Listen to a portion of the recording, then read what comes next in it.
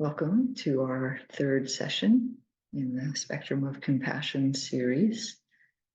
And just as a recap and reminder, last time in our second session, we considered that there are three different Pali words that all tend to get translated as compassion in the English translations, and we saw examples of those.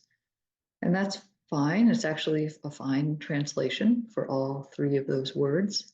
But if we always use the same English word, it obscures a little bit that there is this difference in the Pali, and it maybe obscures some of the nuances of those words also, right? So that was part of what we talked about. And just as a review, karuna, which is the word that many people associate with compassion, that clearly seems to mean meditative cultivation. And that's from the second of the four Brahma Viharas, the heart qualities. Karuna is never explicitly defined in the Buddhist text, so we don't get a succinct definition of what it is that we're cultivating in that meditation. Maybe it was assumed that people would know what it is. And it's also true that sometime later, not exactly sure when it started, but certainly by 900 years after the Buddha, karuna changed to have a broader meaning of wanting to alleviate suffering. So it's kind of understandable that we tend to think that also, but it doesn't seem to mean that in the earliest texts. And then I wanted to add for completeness, because some people may have minds like mine that are kind of precise at times, is that, remember, there were 63 occurrences of karuna. There are two of those where karuna is used in a non-meditative context, just so that you don't start believing it's 100%. There's two where it isn't. And those both happen to be in the Sutta Nipata, which is a collection of verses. And an argument, pretty good argument, can be made that it was chosen for metrical reasons, because they have a certain meter. And so that happens in poetry, right, is that you pick some other word that has the same meaning in order to get the right meter. So it's possible that was what was happening there. And then the second word is karunya, which is used in a variety of ways, but tends generally to mean some kind of a direct response to seeing suffering or discomfort or something unwholesome going on. And so it's the best candidate in the early teachings for being, what we think of as compassion in the modern English understanding. But it also seems to have other dimensions, maybe related to protection. Somebody wrote loyalty in the chat last time, or even honor or valor. And it's only used in 8 passages over 7 suttas in the Pali Canon. But they're not trivial. I mean, they include the case of the Buddha initially deciding to teach. That was the word used. But the one that we're kind of focusing on now, we've moved on to, is anukampa, which has by far the most usage in the texts, and also the broadest usage in terms of meaning. And we looked at some passages next time, but we'll see some more today. And this is the one that actually refers more commonly to why the Buddha teaches. And it's also has to do with his motivation to visit people who are sick and dying, which we'll see today. Lay people can have feelings of anukampa that direct them to follow the precepts and to avoid actions that would harm others. So it's also something fairly common and understandable. So we'll look at more at anukampa, and we'll talk about the Buddha's teaching, which is the Buddha's teaching, which is a main form of compassionate action. So let's see. So anukampa. So anu means toward. I said this last time, and kampa comes from the verb to shake. So my teacher says it could be like the English idiom to be moved by. And Gil translates it as the more general term of caring about something so that we're moved by it. There are no specific practices that are given for anukampa in the text, unlike karuna, which is a practice. So there aren't really specific practices given for how to cultivate this. Maybe it was assumed that people had it already, natural in some way. I wanted to offer a couple of examples from my own experience that came to mind when I was kind of reflecting on, what could be an example or an experience of an innately arising sense of compassion. I mean, of course, we have it maybe quite frequently, but I want to offer some that are kind of practice related or seemingly so.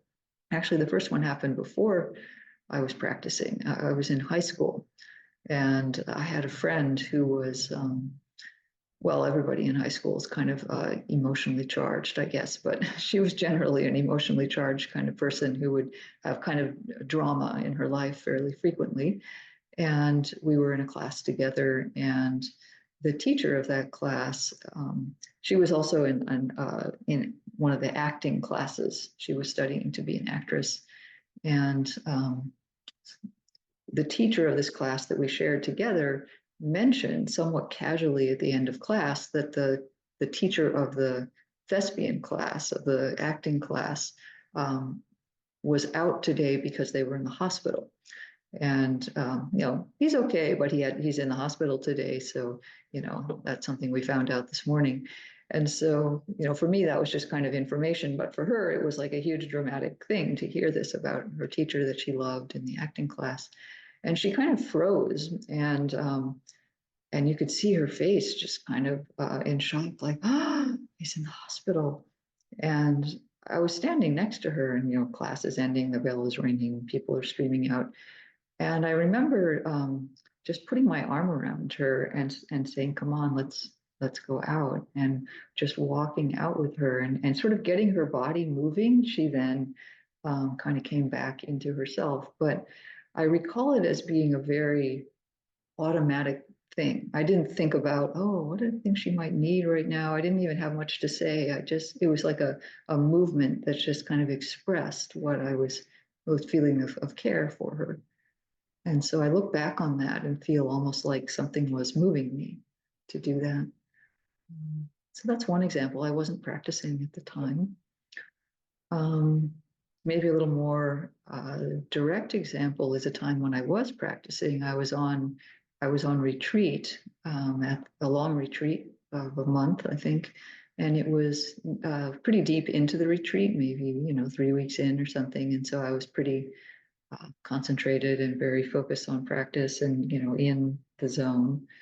And I was doing walking meditation in the dining hall of this center, and a man walked through the dining hall. It was kind of in a central area, and he was passing through. He wasn't on the retreat. Like I didn't recognize him, and so my eye kind of caught on who is that, because it's not too common. But this retreat center has staff, so maybe he was one of those.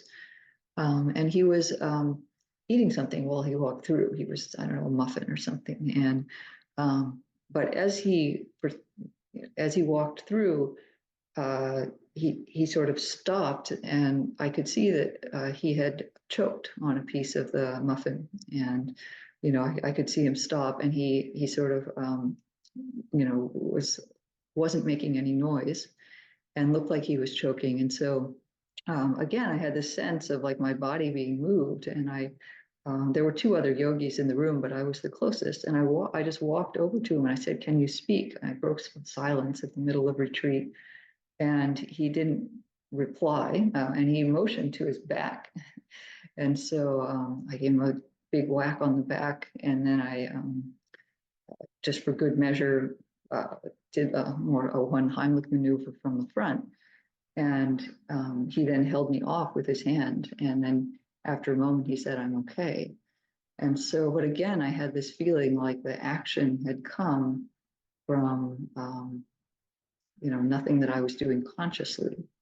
And interestingly, it being a retreat center and everybody silent and very equanimous, he then bowed to me and walked out of the room. I have no idea who he was and never saw him again. And so there we go. And everybody turned and went back to their walking meditation in the dining hall.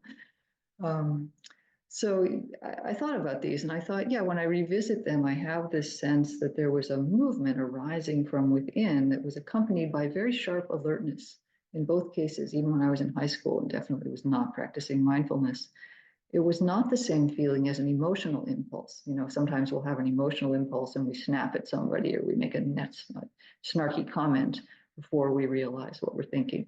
That's an emotional impulse. This was something else. I was very clearly alert during it. So it did have but it had this sense of carrying itself forward, some kind of without a considered choice on my part. So yeah, I think we have an innate response to others in distress that can come forth very cleanly. It can come forth deliberately through conscious thought also, but it can in the moment without any thought, it can arise.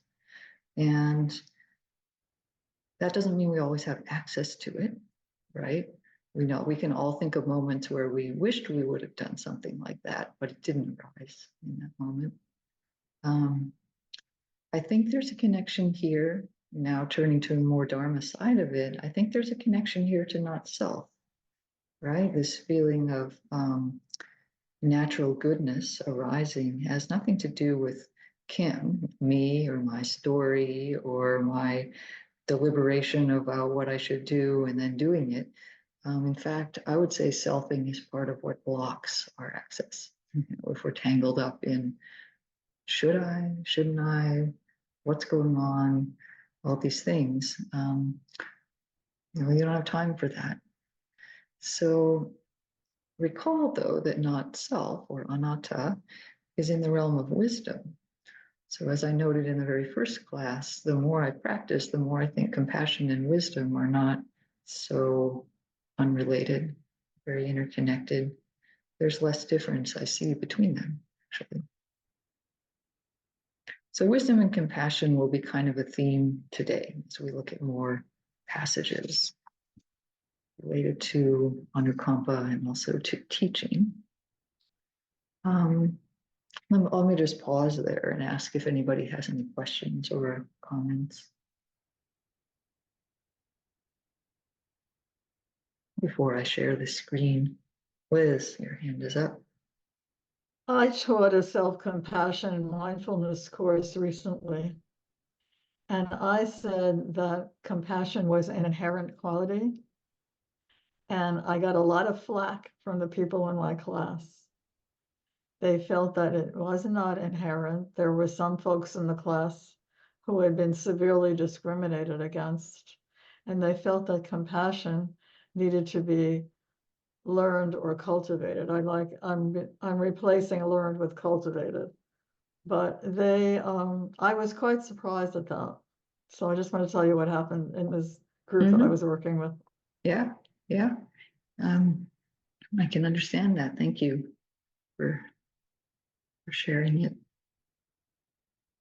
Okay, then I'm going to share the screen. This is where we got to in Anukampa. These two excerpts that you can see at the top of the page actually were in the one that I sent for last week, but we didn't get to it. So we'll get to it now. So this is an excerpt that talks about how disciples are instructed to practice or to wander forth out of Anukampa. So this is the Buddha. And this is him telling his monks about how they should practice. So this is in the Mahaparinibbana Sutta, the one about him, the end of his life. And he says, monks, those matters which I have discovered and proclaimed should be thoroughly learned by you, practiced, developed, and cultivated so that this holy life may endure for a long time, that it may be for the benefit and happiness of the multitude out of compassion for the world, for the benefit and happiness of devas and humans. And what are those matters? They are the 4 foundations of mindfulness, the 4 right efforts, the 4 roads to power, the 5 spiritual faculties, the 5 mental powers, if you like lists, the 7 factors of enlightenment, and the Noble Eightfold Path. These are actually called the 37 wings to awakening.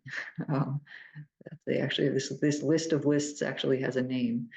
But what we're focusing on here is that he says, these things that I've taught should be practiced by you for the benefit and happiness of people out of compassion. You should practice out of compassion for the world. That's pretty interesting. I kind of like that, actually. So this says actually that it doesn't say teaching necessarily. This is just an instruction to all the monks in general.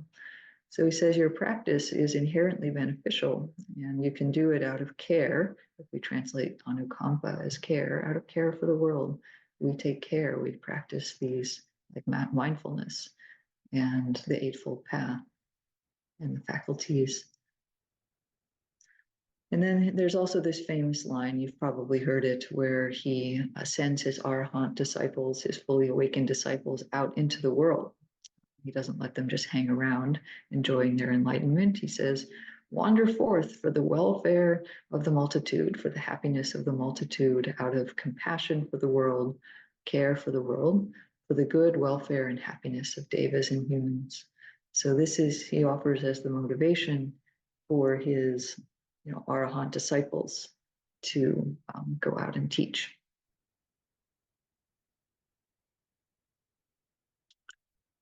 Okay, then we have examples of preventing and dispelling delusion. And it's on this page. So I thought I'd put in something a little bit humorous, right? So this is a prince named Prince Bodhi, and he has kind of a magical thinking idea that if the Buddha comes and steps on a white cloth that he has put out in front of his new longhouse or building named Pink Lotus, by the way. He has this superstitious idea that if he gets the Buddha to step on the white cloth that he has laid out on the stairs of it before it's been occupied by anyone, that will bring good luck, good fortune, wealth, happiness, probably an heir to him. And so he invites the Buddha to come to the sort of, the equivalent of the ribbon cutting ceremony. And he asks, and so he invites him to do this with the belief that it's going to help him. So now at that time, a new stilt longhouse named Pink Lotus had recently been constructed for Prince Bodhi. It had not yet been occupied by an ascetic or Brahmin or any person at all. After inviting the Buddha to be the first to enter it and laying out this white cloth over the entry stairs, he says, Prince Bodhi was standing outside the gate, waiting for the Buddha. Seeing him coming, off in the distance, he went out to greet him. And after bowing and inviting the Buddha to go first, please, sir, step on the cloth. The Buddha stops and he doesn't step on the cloth. And Prince Bodhi says, sir, let the Blessed One ascend on the cloth. Let the Holy One ascend on the cloth. It will be for my lasting welfare and happiness. Notice he doesn't say the welfare and happiness of all beings. He says my welfare and happiness. But the Buddha doesn't respond. He just stands there. And so Prince Bodhi asks him for a second time and a third time, and the Buddha still doesn't do it. Instead, the Buddha kind of gives a knowing sidelong glance at Ananda, his attendant.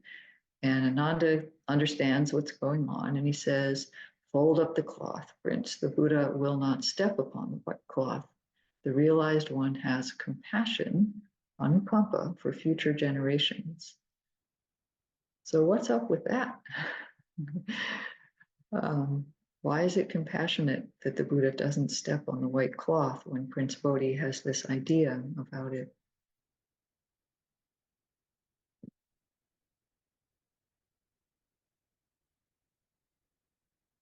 Any thoughts? I can't see your hands being raised. Do you think it was because Carrie, your hand is up. Carrie, you can unmute if you want. There you are. Because it's not based on truth. That Yeah. he's not going to get happiness if the Buddha steps on the cloth. It's like, Yeah. Yeah, I think the Buddha knows that's not a correct line of reasoning. And so you can see in his mind, he's thinking, okay, if I step on the white cloth, and suppose then that welfare and happiness do come to Prince Bodhi, then he believes that what he said was correct, and he has this wrong belief, and it's ingrained further in him. Suppose I step on the white cloth and bad things happen and misfortune comes, then he's going to discount all of the Buddha's followers as not having the power that he thought they did. It's just bad either way, right? And so he just doesn't go there. That's why I call this preventing or dispelling delusion. So it's a little different than compassion, like caring of like responding to suffering, but maybe it's a response to the suffering of this wrong view that he's holding. So this is another use of the term anukampa. And then we also have this one from the Udana. Many of you know the Bahia Sutta, but because of the teaching in it, which is very frequently repeated. But this time we're going to talk about the kind of the frame before Bahia gets the teaching. And so this is when he was living near the ocean shore, and he was treated as a holy man by the people there, but he wasn't Buddhist. But he was one of these ascetic types, and they gave him robes and alms food and lodgings and medicine and so forth. And so then he starts thinking, says that second paragraph, then as he was in private retreat, this thought came to his mind. I am one of those in the world who are perfected or on the path to perfection. So he thinks, I'm a pretty good practitioner. Maybe I'm an arahant, or maybe I'm at least on the path. And so then a deity, a deva, who was a former relative of Bahia, having compassion, anukampa, and wanting what's best for him, approached him and said, Bahia, you are not a perfected one, nor on the path to perfection, and you don't have the practice by which you might become a perfected one, or one on the path to perfection. So he basically says, nope, that's not true. You're not awake, and you're not even doing the right practices for it. And so Bahia is actually somewhat spiritually sensitive, and he says, well, I better go find somebody who can help me out then. And he goes and finds the Buddha and becomes awakened, as the rest of the story goes. But so this deity, who could also read thoughts, has compassion and wants to pop his bubble, basically. So again, we have the dispelling of delusion as part of what anukampa means in the world. Okay, and then let's go through a couple where we see behaviors of people being exemplars, and that's also a form of compassion. So as you might guess, I would like to ask somebody else to step in. Is anybody willing to read this MN4 excerpt about Janusoni and Master Gotama, who is the Buddha?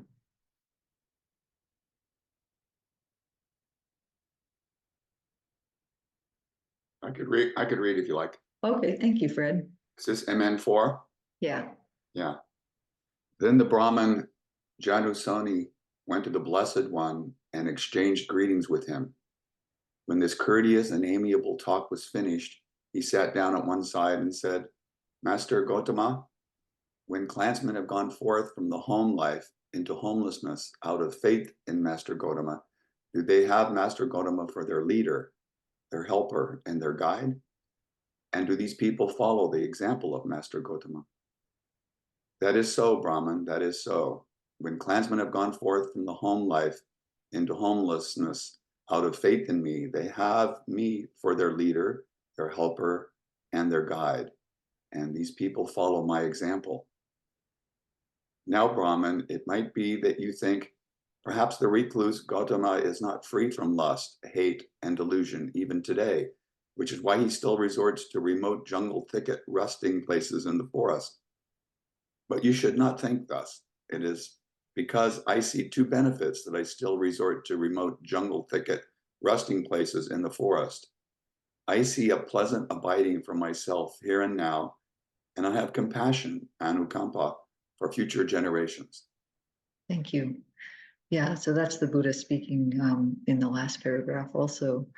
And so he's talking about going on retreat, basically. He still goes on retreat, and he said to John Husoni, but don't think that it's because I'm not done with my work. I've already done it, but I still go on retreat because first of all, I like to, it's pleasant. And secondly, out of this anukampa for future generations. So I included that first part because it talks about how the Buddha is a model for people, basically. It says, do people model themselves after the Buddha's behavior? And he says, yeah, I know that they do. And this is, fairly common for leaders, that people look to them as an example. And so he says, all right, people look at me as an example. I'm going to go out and sit in the forest and go on retreat. And people will want to do that. And that will be good for them. So he sees himself as a model, and he considers it part of compassion, whatever anukampa is, to behave in a way that is an exemplar for others. And just so you think it's not only the Buddha, we have one of his Arahant disciples doing the same. This is Mahakassapa, who is one of his longtime disciples. And Kassapa was really ascetic. You don't have to be as ultra ascetic as he was, but he liked it. He really was a strict renunciate. And so he says, for a long time, I've been a forest dweller and have spoken in praise of forest dwelling. I have been an alms food eater and have spoken in praise of eating alms food.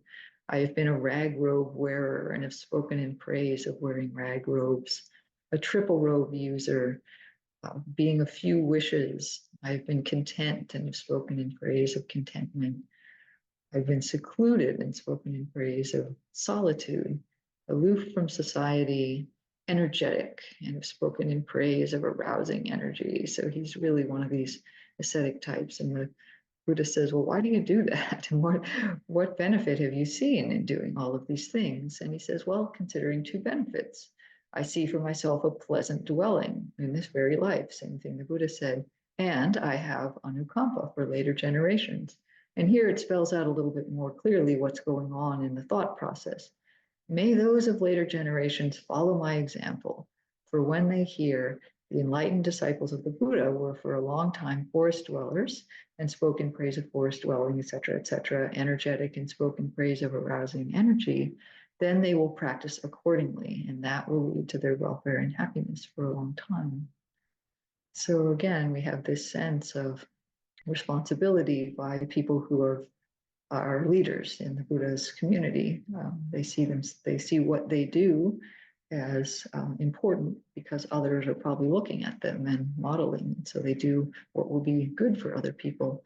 So we again have this sense of connection. When you are inspired by the Buddha or his disciples, one will take on their qualities. We had an example of that earlier in last week's readings. So apparently anukampa also has to do with being an exemplar, feeling of responsibility toward those who might be looking to us. Maybe parents feel this a little bit also, right? When you start realizing that your kids are suddenly saying all the things that you've been saying and it comes right out of their mouth, you start realizing, oh yeah, I better model that a little better. Similar concept.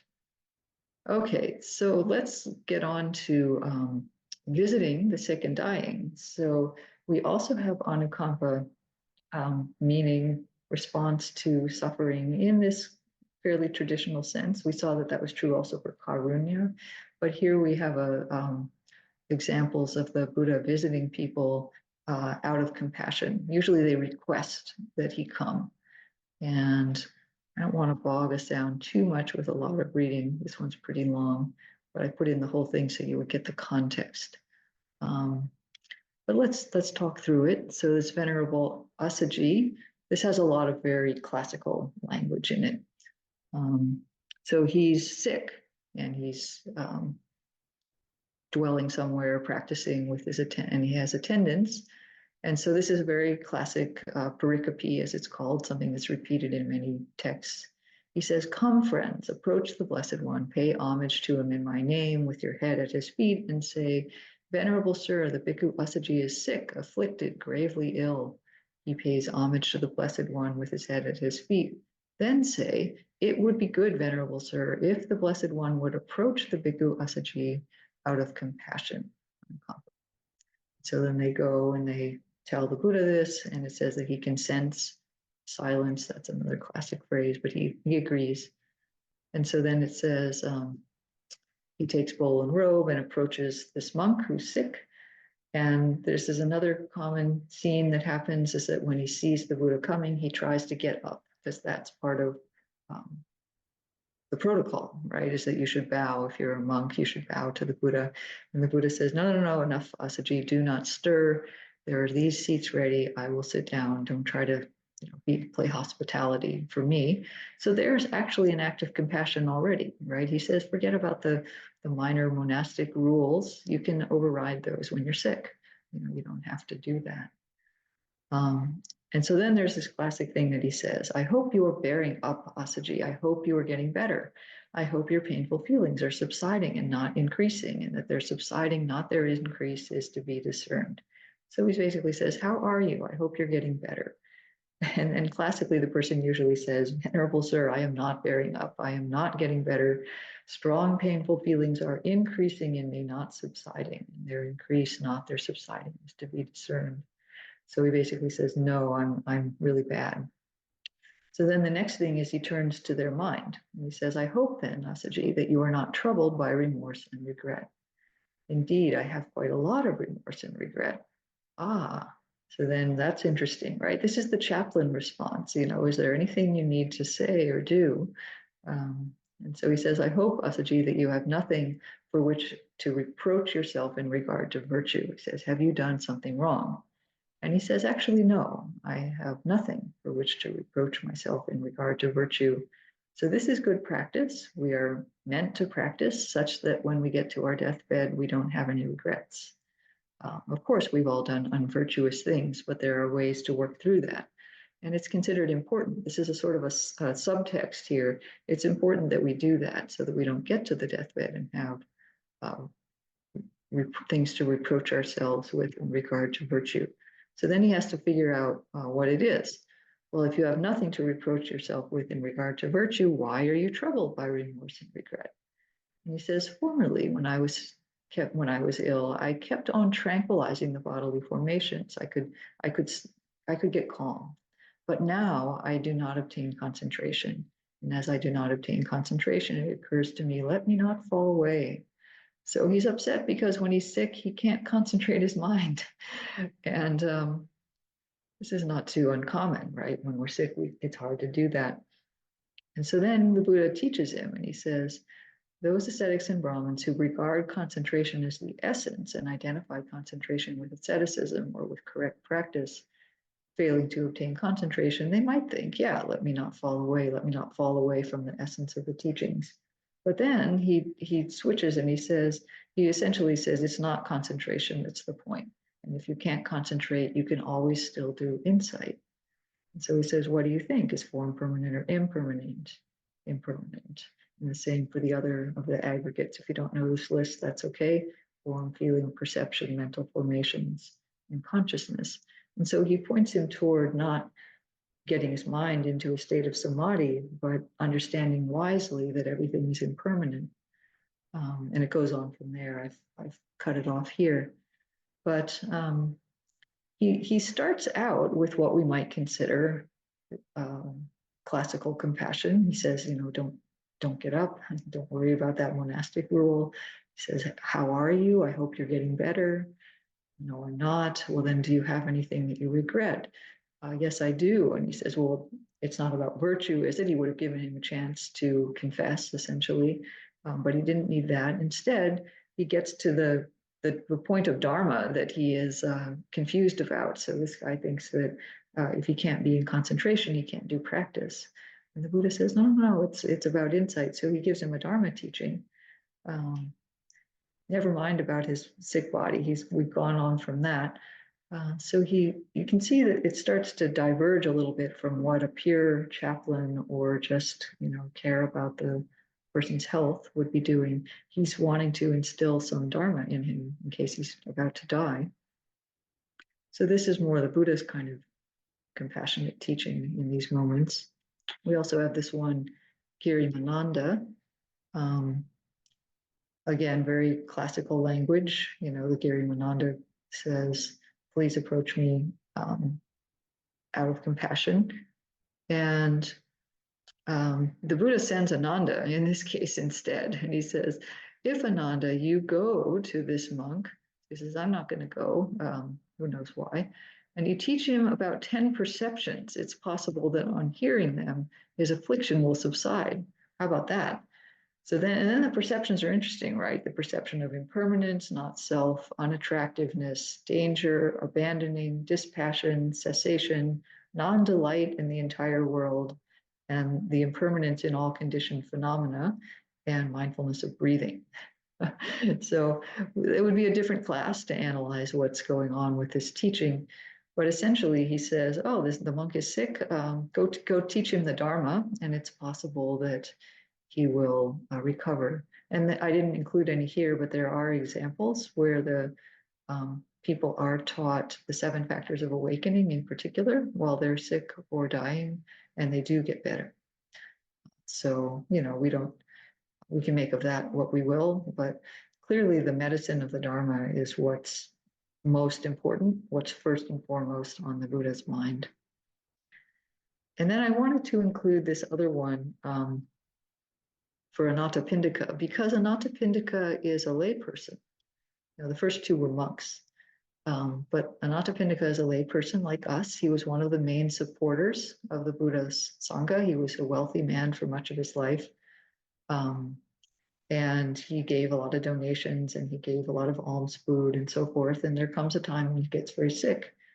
And we have the same beginning. He actually requests that the monk Sariputta, the chief disciple of the Buddha, come visit him. He liked Sariputta a lot. That was his main teacher. And so he says, we have the same line, "Sir, the householder Anathapindika is sick, suffering, gravely ill. Please visit him at his home out of compassion on Kampa." And so the person goes and requests that Sariputta do this, and he agrees, and he comes, and he sits down, and he says the same thing. I'm now at the first paragraph on the next page. "I hope you're keeping well. I hope you're getting by. I hope the pain is fading, not growing." This is a different translation. It's actually literally the same Pali as we had above, but it's the same. He says, "I'm not keeping well. I'm not getting better. The pain is terrible." And so then Sariputta says, "Well, then let me give you a teaching." He skips over the part about asking if he has regrets. Maybe he thinks that he knows Anathapindika wouldn't, because Anathapindika has done huge amounts of wholesome action in his life. Very generous person. So then he says, "You should train like this." He gives him a teaching. "I shall not grasp the eye, and there shall be no consciousness of mind dependent on the eye. You should not grasp the ear," and so forth. It's very long. There's lots and lots of things that one should not grasp. It's all about don't cling, essentially. And I skipped a whole bunch, and then he ends with, "I shall not grasp whatever is seen, heard, thought, known, attained, sought, and explored by my mind, and there shall be no consciousness dependent on that. That's how you should train." So he gives him a very deep Dharma teaching. Again, it would be a different class to analyze what all of that means. But the scene is that Anathapindika cries when he hears that. And then, Ananda, who would come along with Sariputta, says to him, "Are you failing? Are you fading? Are you dying?" And he says, "No, Honorable Ananda, but for a long time I have paid homage to the Buddha and the esteemed mendicants, but I've never before heard such a Dharma talk." And Ananda says, "Oh, it doesn't occur to us to teach a Dhamma talk like that to white cloth lay people. Rather, we teach like this to monks, those who have gone forth." And Anathapindika does us a great service. He says, "Let it occur to you to teach such a Dhamma talk to white cloth lay people as well. There are gentlemen, or we could say people, with little dust in their eyes. Same thing the Buddha was told about teaching. And they're in decline because they haven't heard the teaching. There will be those who understand the teaching." And then it says, after that, they left. they departed, and then Anathapindika does die, and he's reborn in the host of joyful gods. That's one of the heaven realms. But essentially, he says, hey, lay people can get profound teachings also. And it's possible that, it was because of this scene that the Buddha taught a little bit more widely about awakening, about insight. Not that he was holding it back necessarily. keeping it a secret, but it sort of says it doesn't occur to us. We figure lay people are living their lives, they're busy, they don't care about the deep dharma. And Anathapindika says, yes, we do. So we can be thankful for that. It's an interesting scene. So let's step back for a moment. These are the 3 scenes I wanted to share about visiting people who are sick and dying out of compassion. And I think what they convey, I'll offer one interpretation, is that there's a little bit different feeling here, right, than say a chaplain visiting somebody in the hospital on their deathbed. There might be a different focus. I think it looks a little different coming from teacher to student. You get this kind of offering of Dharma teachings, more a sense of, well, this is the moment you should take in this deep teaching, because you don't know what's going to happen next moment. And we have this, so this focus on the Dharma. So I'll pause there. Is there other comments about this? The thing that came up, the comment I'd like to make is this idea of, like, to me, people on their deathbed. Sorry, I'll just throw in that I'm a retired nurse. But to me, it's so interesting that, someone like, let's just say on your deathbed, you would be getting like a teaching. Whereas to me here, I'm like, that's the last thing I feel like people think they want or need. But I mean, it was very, very lovely to do that. But I almost feel like we think of it as too late now. Whatever you didn't do, I mean, it's over. I don't know. It was Right. interesting to hear it like that. It's so interesting. I love that. Yeah. I can see that might be a sense. It's like, plus, they feel terrible. They're really sick and dying. I'm not going to give them some, list of something. So, you have to understand these are stories and somewhat mythological, perhaps, but at least in this tradition, the understanding actually is that the moment of death is a great opportunity for awakening. Opportunity, yeah. It's an opportunity for awakening, because you are having to let go. Everything is falling away, and it's possible that the mind can see through that and become free in that moment. There are And also the actual person sick and getting ready to, it probably has a different mindset than, let's say, the other person that still thinks I got a lot of time left yet. Exactly. Yeah. So, People who are immersed in their lives, they care about what they're having for dinner tomorrow, and these other trivial things that are grasping in mind. When that's not on the plate anymore, literally, you can focus on these deep teachings. And it is fairly common to give Dharma teachings to people who are dying in the hope that they may realize them in that intense time. Yeah, thanks for bringing that up, Donna. This was just reminding me about a lesson that, like, Bob Stahl was giving about chronic pain and how we meditated on where the pain is, and it was showing that it's impermanent. And so it just kind of reminded me about that play between something concrete to us and a feeling, and that the Dharma can, like, put our mind in a different aspect to just realize that it's impermanent. Everything's impermanent.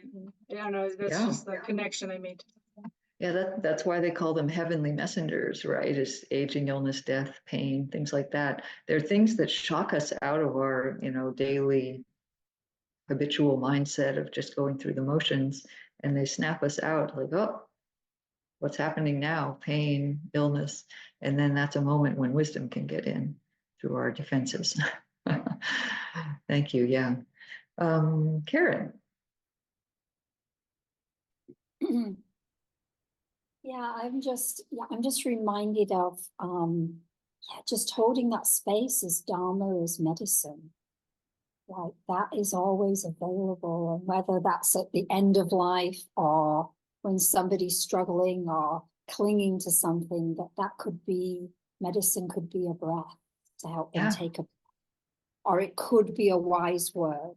And I'm just thinking, at the end of life, it's so simple. I did hospice work for a long time, and in that space at that moment, it is so incredibly simple. and that sense of peace. And that could be, but just holding that out and about in life, Dharma is medicine. And Yeah. what could that look like? And it's actually can be really simple. And sometimes in the simplicity is something really profound. Mm. And so it's a different feeling of trying to fix. Yeah. Just holding the teaching of looking what is perhaps this person clinging to, maybe following that with them to maybe inquire. So yeah, I just was really touched by that. Beautifully said. Thank you. Yeah. Nice. Okay. So then let's go on.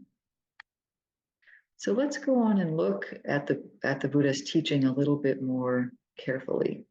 And sort of a transition, I want to connect wisdom and welfare. Remember I said wisdom and compassion kind of go together. There's this nice sutta where it says, someone asks the Buddha, in what way is one a wise person of great wisdom? And the Buddha says, a wise person of great wisdom, when they think only of their own welfare, the welfare of others, the welfare of both, and the welfare of the whole world. In this way, it is in this way that one is a wise person of great wisdom. So the definition of wisdom in this sutta, there are multiple ones, but is someone who thinks of, well, the welfare of self, other, both, and the whole world. So there's a direct connection made between caring about well-being and being wise. So we're not wise because we've had some experience of great light in our meditation, or something, or that we've read a lot of suttas and can spout a lot of lists, but really it's if our mind naturally tends toward thinking about the welfare of self, others, both, and world. I like that. So then, let's go on to some examples of teaching. And we might ask, how do these show compassion? So I picked out some ones that I thought were maybe a little bit challenging or less obvious. We'll see how much we have time for. I might have, we'll see. Okay, so this is from the Dart. Does anybody want to read this one? It's pretty much a wisdom teaching. But if we think about it, based on what was just said earlier, right, a wise person of great wisdom thinks only of the welfare of others and of the world and so forth. What is the Buddha doing here, given that he's probably a wise person of great wisdom? Would somebody read this excerpt?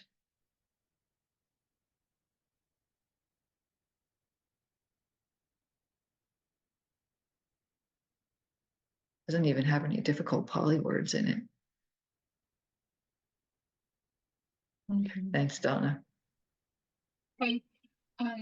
Because the uninstructed worldling feels a pleasant feeling, a painful feeling, and a neither painful nor pleasant feeling.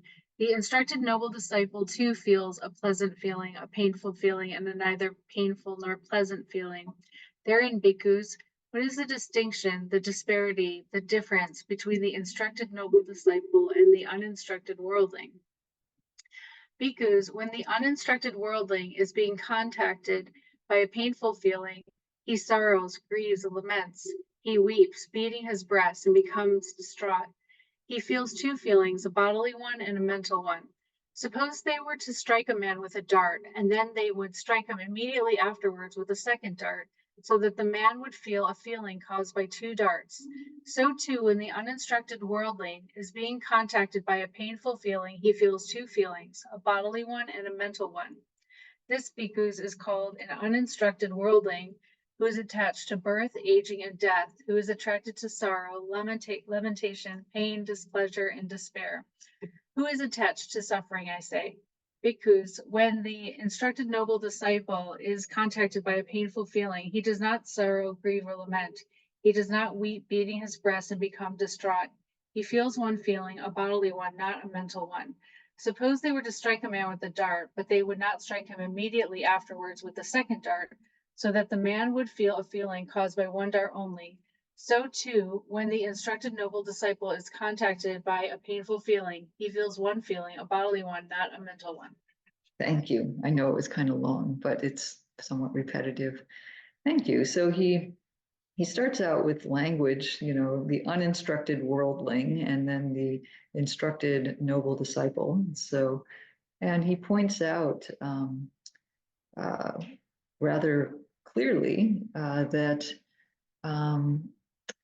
we bring it on ourselves in a sense. This is the famous second arrow teaching, you know, when you have a pain of some kind, which we all will at some point, and maybe do right now, there's a choice about whether we add on then our dislike of it, our anger about it, our sense that it's unjust or that it needs to go away as soon as possible or something. And all of that, he says, is like having a second dart after the first one. And but he says that someone who has some wisdom doesn't do that, and they just feel physical pain. That's kind of unavoidable. Once now that we have a body, we're going to feel physical pain, but we have a choice about, you know, not weeping, beating our breast, and becoming distraught, sorrowing, grieving, and lamenting. So I don't know. It's kind of a tough medicine, something like that. Tough love. What do you think? Do you experience it as compassionate? Yeah, I see some nods actually. Those of you who are nodding, why does it feel compassionate? Liz, your hand went up first. Because you remember that it's impermanent and that this too shall pass. For Does me. it have an impermanence teaching in it? Well, when I think about what he's saying, not to weep, then I remember it. I don't need to weep because this is impermanent. Okay, yeah. So you have more information than was given, at least in this excerpt. But Yes, yeah. well, okay. Yeah, so you bring in some wisdom. So it is, since we're talking about this link between compassion and wisdom, it does seem that it's compassionate to remind people of the wisdom of not getting wrapped up in a painful feeling. Dave. Oh, sorry. For me, it's also compassionate for people around you. You know, if I'm regretting things in the past, if I'm heaping pain on myself, I'm definitely sending signals to other people and that aren't so great. You know, it's a downer for people around me. That's true. Yeah. Yeah. So so the Buddha's compassion is not only for the person who got struck by the dart, but for those around them who will suffer if the person has a bad reaction to that. Yeah. So I think this is kind of a classic example of, you know, tough love in the form of wisdom, actually being quite compassionate, you know, being, you know, this is a way of helping a person with their pain. He doesn't come up and say, oh, that looks so painful, you poor thing. Gosh, that, you know, that shouldn't have happened. Wow. You know, and it's not that we would never do that. We say that to our friends in some ways, but here he says, hey, wisdom says, don't weep because it makes it worse. Not that we can't weep, but, you know, don't go off on a tangent about how bad this pain is. Okay, so that's one example of compassionate teaching. And then I had to include the story of Kisa Gotami. I think some of you have heard this one. This is actually from a little bit later text from the commentary on the Therigatha, which are the verses of the awakened nuns. Kisa Gotami was an awakened nun, but her life was terrible before she became a nun. She was born into a low-class family, and when she got married, she was not treated well by her husband's family until she had a son. Then she was treated well. This is how society worked at that time. But the son dies when he's a young child, and so then, and she's very distraught. This was her ticket to a better life. And of course, she cared about her son also as a mother. So the death of her son changes her life profoundly. And I've cut out this little snippet. So she goes mad, essentially. Says the madness of grief arose in her, and she said to herself, previously I was treated with contempt, but from the time of the birth of my son, I attained honor. They will try to throw my son away. And so she's not even going to let anybody take the body. And so, because of madness from grief, she goes from door to door with the dead body on her hip and says, give me medicine. And the people shake their heads and say, what good is medicine? There's no medicine for a dead child. But she's so distraught, she can't understand what they say. And then the Buddha sees that she has actually a very good heart and a good mind, and the basis for attaining wisdom. And so this is his teaching. He says, go enter the town and bring me some white mustard seed from any house where there's never been any death. So she's delighted. He does have medicine for me. And so she says, very well, sir. Pleased, she entered the town. And at the first house, she said, the teacher has told me to bring white mustard seeds, such as medicine for my son. If this house has never had a death, give me white mustard seed. They laugh and they say, of course, many people have died here. So she says, I can't take it, and leaves. Going to the second and third houses, she thought, what use is white mustard seed anyway? She's starting to wake up. Through the power of the Buddha and this teaching, her madness goes away and she is established in her normal mind. And she thinks this is going to be true for the whole town. And the Buddha, who is friendly and sympathetic, saw that this would be so. There isn't going to be a house here that hasn't had death. I can't find, mustard seed is so cheap, it's almost worthless, but nobody's going to be able to give it to me because somebody has died in every house. And so she realizes it's not so special for me that my son is died. Of course, it's particular and personal and there's grief, but she gets the bigger picture. And so after this, she asks to be ordained and ends up becoming free. So again, we have this question, how was that compassionate? Was it, this is unconventional teaching. When somebody comes mad with grief and you say, here's a task for you to do. You who are carrying your dead son around on your hip, here's a task for you to do. Very much, again, kind of a tough love teaching, but she gets the message. And it says, it has that little line where he sees that her mind has the basis. So he wasn't just doing this callously or experimentally or out of crazy wisdom that didn't have a basis. Apparently he could see in her mind and with the powers of the Buddha that there was something there. But I'm curious, do you experience that one as compassionate in some way? Yeah, it seems a little bit like group therapy, a grief group or something where people share grief. You see that you're not the only one that has lost someone, and so there's something in hearing other people's stories. Yeah. And I don't know if that triggers compassion from yourself to their story, but it makes you realize that it's a universal sort of thing, right? Yeah, so she sees the universal truth by connecting with others who have had the same issue, not in the sense of a grief group literally, but she finds out, oh, right, there are others going through this. Yeah. Sochi. Okay. I was just gonna say that, when the Buddha was applying a teaching or giving a teaching to somebody, that he had to see like who he was giving the teaching to and kind of gear it towards that. And maybe he kind of saw, I'm giving the teaching to a crazy person, so I got to use something very, imaginative here.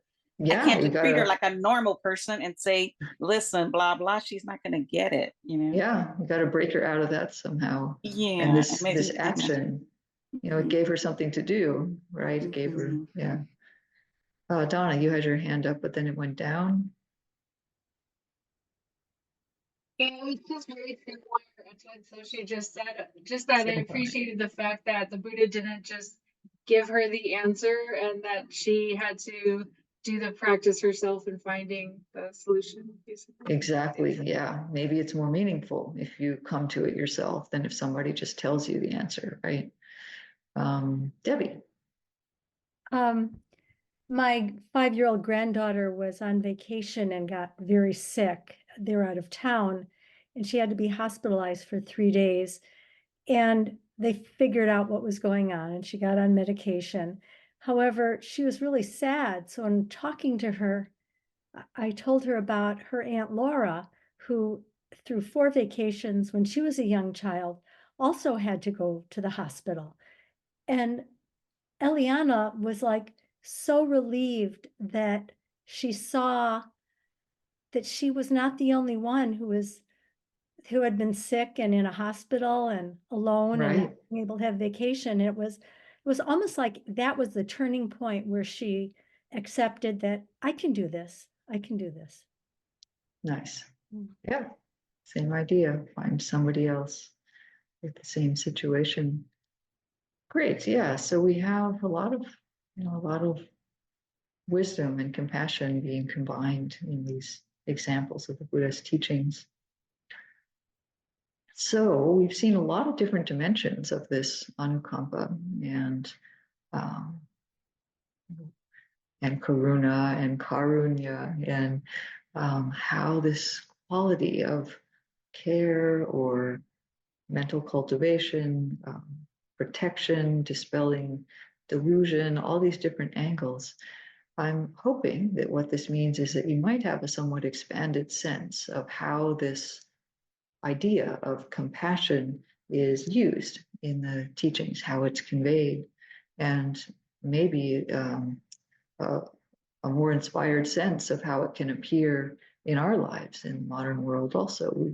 Here too, there are many different dimensions of it. Some people have more of one kind of compassion than another. And if we think only this kind is compassion, we might think they're not compassionate.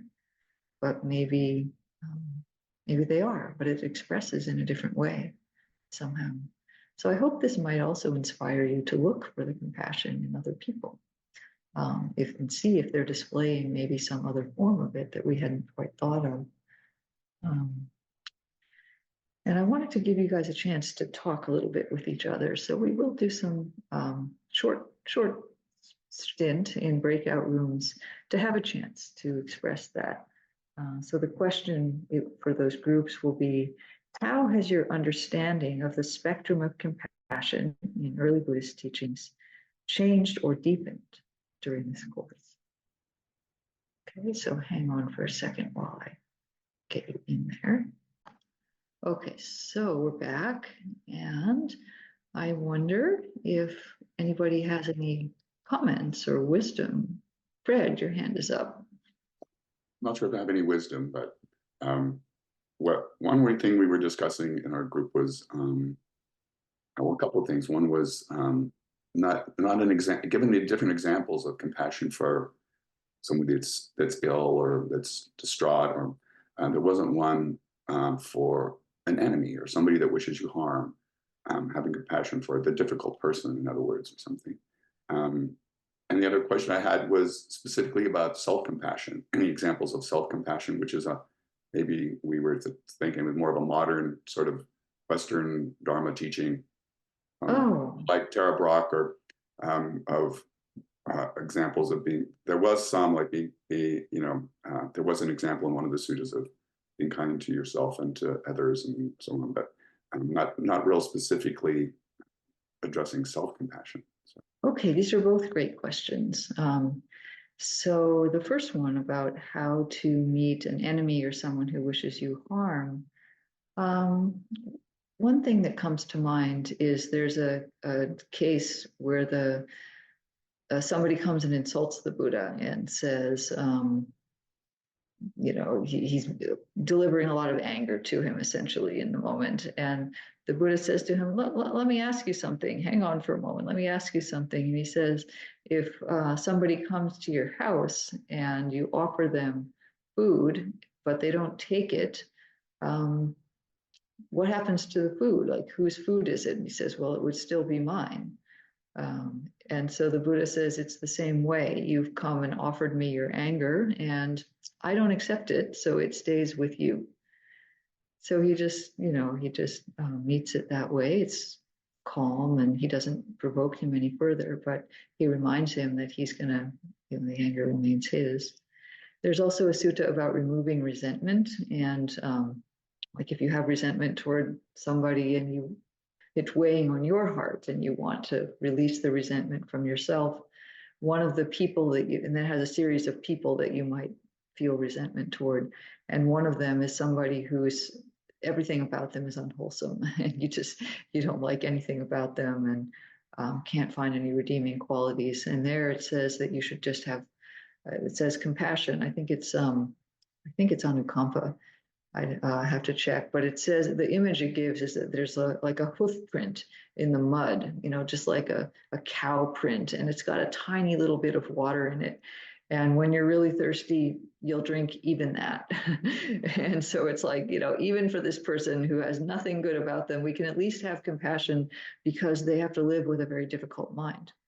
And if they really are living with, their whole life is unwholesome and most of what they do is unwholesome, that is a really painful state of being. And they live with it 24/7. And I just get it when they interact with me. So that's maybe another example. As far as self-compassion, yeah, I think you'd have to look through and find suttas where people, defend themselves, or, there's the case of the Buddha sitting under the rose apple tree after all that ascetic practice, right? And deciding that it must be the path to have an easier kind of meditation than he was doing before. That's some compassion. And then also the practice of compassion, karuna, right? The meditative practice. Traditionally, we start with, a being that's in distress, but the second being we do is ourselves. So compassion is in the traditional cultivation of karuna on the cushion, also compassion for ourselves. Okay, thank you. This was really interesting group class. Thank you, Kim. Okay, great. Sounds like you had a good discussion too. I love thinking of examples. That makes it real. Yeah. Anything else that you want to share or ask? Sochi. Kim, I just wanted to say thank you. This class was fascinating. I feel like it kind of opened me up to see compassion in different ways. Nice. And I feel like it's already making a difference in my life as I sit on my cushion, and then I'm being more gentle with myself. When that very first teaching you gave about the Buddha saying that this is difficult, this is going to be too hard, they have too much dust in their eyes. And I was meditating, just felt like I'm that person. I'm that person with a lot of dust in their eyes. And even the Buddha said, this is difficult. And I go, so calm down. It's like, be a little bit more gentle with yourself. It's like, you're not learning something easy. It was so weird the way that happened. And a couple of weeks after that, it's just been kind of this lightness, like, yeah. It's like, okay, and I don't know, just wanted to share that. But thank you so much for the nice. Really. Thank you. Debbie. Yeah, this was really fun. I really enjoyed going through those suttas a lot and the examples. And I have a question, because I have a hard time reading with my glasses on the computer. Do you have those additional ones that you offered tonight? Because I couldn't find them that'll come later. So I could read They them. were sent this morning, actually. Yeah, I couldn't, for some reason, it only went up to that page. Yeah, I clicked on the link too, and it only had the first and second class. Yeah. Is that right? All right. Yeah. I will fix that up for you. Yeah. Thank you. Those were really fun today too. So, yeah, thank you. Good. Thanks for letting me know. I meant probably the wrong one got attached to the email. So we'll make sure that the one I had tonight gets sent. Thank you. Okay, well, so we've seen all these many examples of compassion and how it's shown in the suttas. The Buddha chose to teach out of his sense of anukampa and care for the world. That was what he could do with, with his background. So the question for you then is, what are you going to do with your care?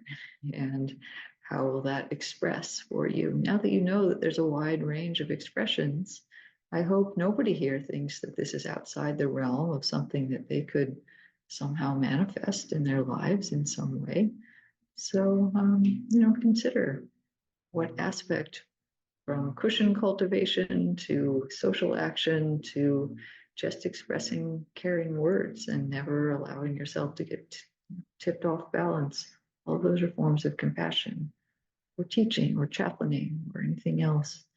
And, really be generous and consider that this is something that you probably are already doing in some ways and could celebrate. So thank you. I've had fun also. It's made better by all of your good questions and comments and your engagement. So thank you for your beautiful practice, and have a wonderful rest of the evening or day if it's tomorrow for you. Some of us might be here from Asia. So, all right, take care. Feel free to unmute, say goodbye.